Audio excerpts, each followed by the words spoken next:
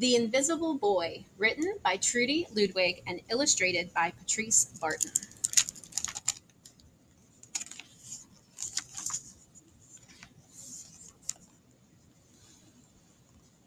Can you see Brian, the invisible boy? Even Mrs. Carlotti has trouble noticing him in her classroom. She's too busy dealing with Nathan and Sophie.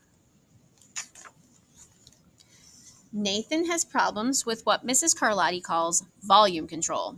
He uses his outside voice, inside, too much. Sophie whines and complains when she doesn't get her way. Nathan and Sophie take up a lot of space. Brian doesn't. When the bell rings for recess, Micah and JT take turns choosing kids for their kickball teams. The best players get picked first. Then the best friends of the best players. Then the friends of the best friends. Only Brian is left, still waiting and hoping. JT glances in Brian's direction and, just as quickly, looks away. We've got enough players for each team, he tells the others. Let's play ball. In the cafeteria, Madison and her friends talk about her birthday party. The rope swing over the pool was awesome, says JT. Yeah, so was the water slide, adds Fiona. That was the best pool party ever. I'm so glad you guys had fun, says Madison. Everybody did except Brian. He wasn't invited. At choosing time, while the other kids play board games and read, Brian sits at his table doing what he loves to do best. He draws fire-breathing dragons scaling tall buildings, space aliens locked in intergalactic battles, greedy pirates digging for treasure, and superheroes with the power to make friends wherever they go. On Monday morning, Mrs. Carlotti introduces Justin, a new student, to the class. Brian smiles shyly at him. Some of the other kids sneak looks at Justin, trying to figure out if he's cool enough to be their friend. They haven't quite made up their minds yet. At lunch, Madison and JT watch Justin eat with chopsticks. What's that? Asked Madison as she points to Justin's food. It's bulgogi. What? Bulgogi. It's Korean barbecued beef. My grandma made it for me. It's really good. Do you want to try some? There's no way I'd eat boogerji. And all the kids laugh. All of them, that is, except Brian. He sits there wondering which is worse, being laughed at or feeling invisible. The next day, when Justin goes to his cubby to put away his backpack, he notices a piece of paper with his name on it. Justin, I thought the bulgogi looked good. Brian. Yum. At morning recess, Brian finds a piece of chalk on the ground and starts drawing away. You're Brian, right? Yeah. Thanks for the note. Hey, Justin, Emilio calls from the tetherball court. You're up next. Sorry, I gotta go, says Justin. By the way, that's a really cool drawing, he adds before taking off. Back in class, Mrs. Carlotti asks the kids to team up in twos or threes for a special project. The kids scurry around the room to pair off. Brian heads toward Justin. I'm already with Justin, says Emilio. Find someone else. Brian looks at the floor, wishing he could draw a hole right there to swallow him up. Mrs. Carlotti said we can have up to 3 people in our group. We're only 2. Come on, Emilio, let him work with us. Okay, I guess. When Mrs. Carlotti gives the class directions for the project, your assignment is to work together to write a story about what you see in that photograph. Use your imagination and have fun. Whoa, cool, says Emilio. What kind of people do you think would live in houses like that? I don't know, but I bet Brian could draw them to go with our story, says Justin. Brian smiles as he takes out his lucky pen.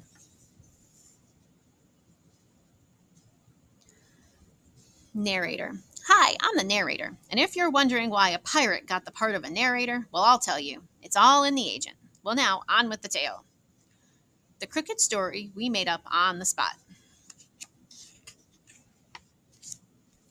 It's lunchtime again, Brian's least favorite part of the day. Another 20 long minutes of kids talking and laughing with everyone else but him. Brian, he hears someone shout. Hey, Brian, over here. Brian turns and sees Justin waving him over. Emilio nods at Brian as he makes room for him at the table.